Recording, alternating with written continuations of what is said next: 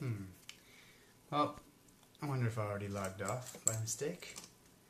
And if so, I apologize.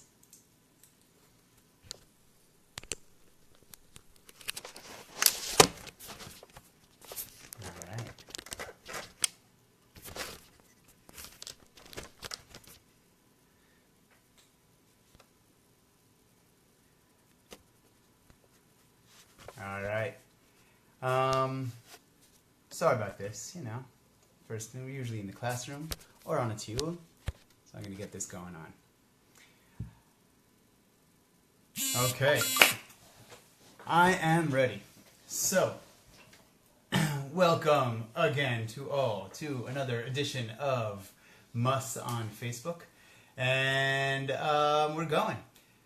Last time, whoever joining us, we had Aubrey talking about Purim. He was wearing some costumes, which was very appropriate.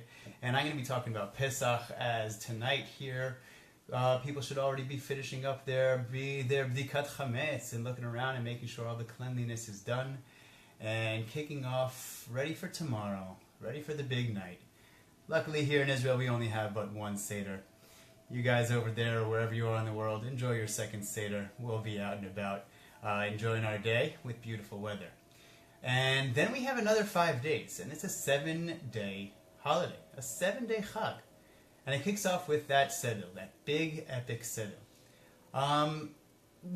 Couldn't we just finish it all up in a day? Have a night, go to Beit Knesset, have a ceremony, eat some special food. Just do it that way. Why is it really 7 days long? Well, it's 7 days long because it says it in the Torah. But it starts off, we don't have a Seder every day. And like I said, here in Israel, we only have one Seder. And it's not like the second Seder, you're reading a different story. You're reading the same Haggadah. We just give our different interpretations. We give our personal family traditions. Maybe you get, 2 Seders to, spend time with both sides of the family. It works out well that way. But it's all one Seder. So actually, this might be, what's the big idea? Why can't it just be one night alone and one day alone, and that's it? So, it isn't. And we got to look at the Seder. Well, the Seder is all about questions, right? You got the Alba She'elot, you got the Alba Kushiot, everybody's asking. What about the answers? So let's try to look at one of these answers where the Haggadah actually gives us one of the answers. And let's take that a little bit further. Because actually there are a lot of halachot. There's a lot of things to say about Pesach. I want to take that one. Now, mind you, with all those halachot and things, all the rules about Pesach, the Haggadah doesn't really give us all the rules. The Haggadah is actually not really a halachic book. It's not even a story, exactly. It's missing Moses as a character, even though, he's kind of the big star of the whole Yetziat Mitzrayim, the whole Exodus story. He's not in there at all. One might say, well, maybe he was the author, being humble and all. He just took himself out of the whole story. Well, it's not actually that, because the Haggadah is not one story. The Haggadah is a compilation. It's the best of. It's the mixtape of all the final edit of many epic Seders, right? And it continues to be a compilation of that throughout the years. And I'll get back to that one a little bit later. So, many of these Seders, like the old Seders, the epic ones, the ones that were finally put into the conversations, were edited into the Haggadah, were held during times where Israel was controlled by, other foreign powers. Most of them by the Greeks, right? During the time of the second Beit Mikdash. The Greeks were, ruling the ruling empire. Most of them later by the Romans, which had a tremendous amount of time when we were under Roman rule. And this is all before Christianity comes around, obviously. And so that means that these external influences are always present and are affecting what's happening within Judea, even when we're sovereign here. Even when it was the Hasmonean state, we were still affected by a greater power. So those are things that are going to affect what's written down in the Seder. And they're not going to be, you have to find a way to relate it to what's happening to our days. All right, so I got 3 brothers, right? We actually are 4 boys, right? I got my brother Ari. is 11 years older than me, and Noam out in Florida, 9 years older than me, Eitan in Tokyo, ours in Seattle, and I'm here in Matan next to Hod Sharon, good old Hod. And when we do have Seders together, there's always going to be that endless, feud. Which brother is which son? Yeah, who's the wise one? Who's the wicked one? Who's that simpleton one? And who just doesn't know how to ask? So that story is going to keep on going for years, but everybody knows the true answer. And but there are four sons, and the four sons are like this big thing in the Seder. And it's a really interesting one because on the one hand, you got the wise son who asks this, brilliant question: what are all the laws and rules and rituals that God commanded you to do? And he's given like this, he's commended, he's called wise. And then the second son, the wicked son, right, calls over and he says, hey, what's all this work that you have to do? And because he says you, he's like saying that he's like excommunicating himself, then you gotta, just give him a little fist in the teeth and, or something like that, something biblical on those biblical epic scale. And nobody asked the question, hey, didn't the wise son also say that it's about you and not himself? So what's the deal? So actually, if you look at older texts, you'll find that in the Talmud Yerushalmi, for instance, and in other older texts, the sons are actually named, they have different names. Okay, the simple one was actually called, but the stupid one for a while. The whole PR, politically correct thing didn't really work in biblical times. And also it has a different translation for what the wise son asks. And the wise son does ask, what are all the rules that are, affecting me? So if we got that one all figured out, then the question is, what's the answer? And that's what I want to get to. So the answer that the wise one is given, and I got it here, right? The answer that the wise son is given is here. All right, let's go a little Ivrit, right? חכם מה הוא אומר, מה העדות והחוקים והמשפטים אשר ציווה אדוני אלוהינו אתכם. So I have the translation. It actually says otanu in the Jerusalem Talmud. So we put that one to rest. ואף אתה אומר לו כהלכות הפסח, אין מפטירין אחר הפסח אפיקומן. And in English, what does the wise child say? What are the testimonies and statutes and laws which the Lord God has commanded you? We got that one covered. In a different translation, it says us. All right. You tell him, the laws of the Pesach, we do not have an afikoman after the Pesach. Afikoman, yes. Best part of the whole Seder, right? I mean, think about it. We turn this Seder into something that is just epically child-friendly, right? You got the fact that you're putting them on stage and you're getting them to ask questions, and then you're making a scavenger hunt, and you got all this other games, and you get to dunk your pinky in the wine and play with some food, make some sandwiches. It is very child-friendly and child-oriented, right? And the afikoman is the best part. I mean, who doesn't remember going around and hiding them? And if I mention my brother Noam, he was the best at it. He hid it in the best places ever. Hid it in the subwoofer one time. Hid it behind behind the window at another time. Good spots that I always remember. And the whole thing that was what we were doing. The adults were running around, were talking around the table, and kids were looking for the afikoman.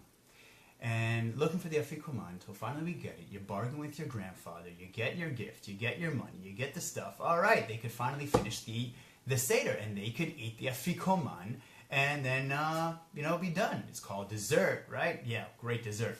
Hope you made a chocolate cake on the way. But then I look at the text, and it says that you do not eat afikoman, or it's not even eating. You do not afikoman after Pesach. Pesach being like the meal.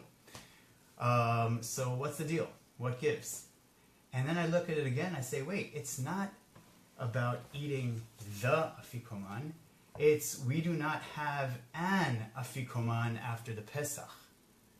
So what is an afikoman? So I looked in, afikoman, I know Hebrew. That's not a Hebrew word. Afikoman is actually a Latin word. It comes from the Latin epikomion, or epikomaizen, or epikomanos, depending on which translation, Greek and Roman. But it's with Latin. Epi being end, this is epic, right? At the end. And komion, which is a revelry, right? Like, even the same, like it's a festival. Like, komion, same word as comedy, comes from the same Latin root. So we got this epikomion. Epikomion is an after-dinner revelry. After-dinner revelry. Well, what was the dinner? The dinner was the Greek symposium. And the Greek symposium was something that was huge. It was something that was talked about, and everybody loved it, right? And you know what was going on there? Well, let's see if this seems familiar. Because the Greek Hellenists that we studied at Mus, that we did a whole chapter about. We went on Tiulim looking at what the Greek influence was on Israel, on Jews. Some of us even made a comparison in class or for homework about Hellenism versus Judaism and seeing what's going on. Well, here in the Haggadah, we still have the Hellenistic effects. And we do not have a epikomion after our Pesach Seder. So what's the epikomion? Well, let's go back to what was in the Greek symposium. Again, does this sound familiar? It was an academic conference. Really wise people sitting around and talking. Okay? They would sit reclining on pillows. There were about 14 to 27 people there. Yeah, we're going to have about, 19 tomorrow. All right? There were games and songs. Men would play flute. All right? Because it was big on playing flute times. There was wine, and there were libations, which means taking some of the wine and pouring it out in order to remember people or effects or things that are gone. In the Roman time, they would then they would had a big debate, and they decided that the drinking of the wine was before, during, and after the meal. The Greeks had a different version of drinking. First you debate, and then you continue drinking. And there was always someone. There was the symposiarch who was in charge of the wine, making sure that people don't get too drunk. Okay. And once again, we're on Facebook Mus Live, which means you are post-Mus, which means hopefully you're also old enough and you can partake in that. But if you're still on Mus, just remember. Yeah, you know what I'm talking about.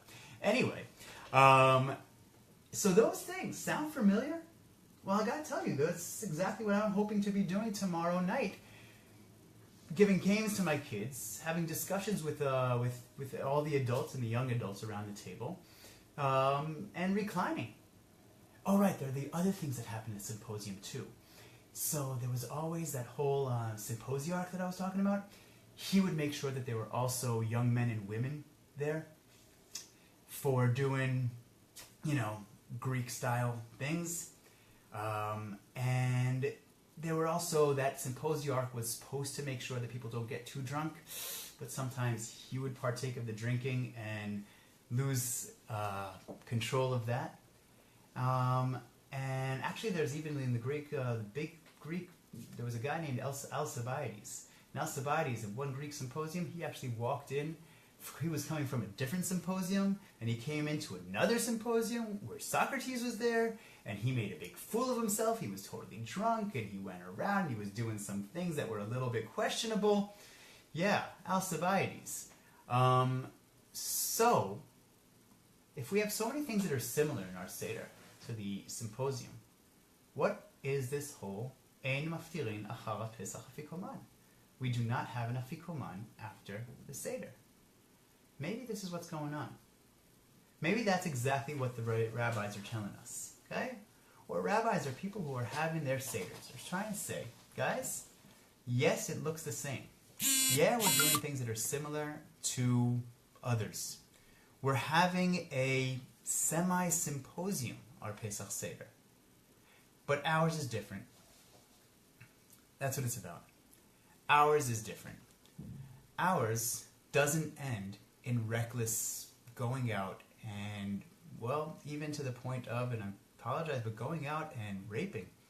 other people on the street because you're of the higher class. That was happening at the end of symposiums. That was the epikomion. And the rabbis say, guys, don't be mistaken for a minute. We are unique. We have our own thing. And we do look similar, but we do it in our own way. And a way that we deem to be more proper, more ethical, well, in a word, Jewish. So that might be what's going on here. And I know it's hard to remember. I'm going back to one thing that I mentioned earlier about the fact that it's the best of Seders. So it's hard to remember sometimes, but we were never the dominant power even when we were independent here in Israel. So most of the time we were a minority and in a periphery of a dominant empire. And as a minority, we had to do our best to, on the one hand, not stand out too much and not rock the boat, but on the other hand, keep our uniqueness. So that's what it's all about. We want to stay unique in our way of having our Pesach Seder a symposium in a way. But our symposium is more ethical, has a higher, well, just moral value to it, and also is then affected by what's about. We are responsible, remembering where we came from. But I also mentioned that the Haggadah, as my last point, the Haggadah is not a religious, is not a sacred text. The Haggadah is a collection, the best of many Seders that have been going on through the times. And there were a lot of smart people that sat around and talked about this. And they edited many Haggadot. And I have here just around me, now I got 1, 2, 3, and that's just, I just put my arms out. I know. And 3 Haggadot. But when I look at these Haggadot, each one of them affected very much by where it was written and what the social norms were around where it was written. And you have many of these, like Kulanu Mesubin, the Haggadah for the whole family, for adults and kids alike in Israeli style, okay, which has issues here about slavery, and it talks about, this was published 2 years ago, and it has slavery, it has issues about the South Sudan refugees and asylum seekers who are here in Israel, in South Tel Aviv, and what's our responsibility towards them. A Haggadah that takes social issues and brings them to the table. And of course that makes sense. In the Haggadah itself it says, Bechol dor vador. In each generation we have to see ourselves as if we came out of Egypt. And if we came out of Egypt, that means that looking at our times and recognizing we didn't come out of Egypt, right? But what is our Egypt? What are the things that we are dealing with in our generation that we need to put in front of us, that we need to have that social responsibility, that ethic Jewish value that shows us how to go about dealing with it. So I hope that your Seder, really you get yourself to look around, to be part of the society that you're living in, right? Be absolutely part of the society. Be an effective part of the society. Be an active part of the society. And within that, at our Seder, we don't just have to talk about Moses and Exodus from Egypt. We have to see what's going on in our community, in our kehillah. See what we could do to be part of it. And yes, also to make it better. Because that's what the whole goal is about. That's what it's all about. Making this world a better place. And that way, hopefully your Seder, you'll have those discussions. You'll bring them up. You'll have your afikoman.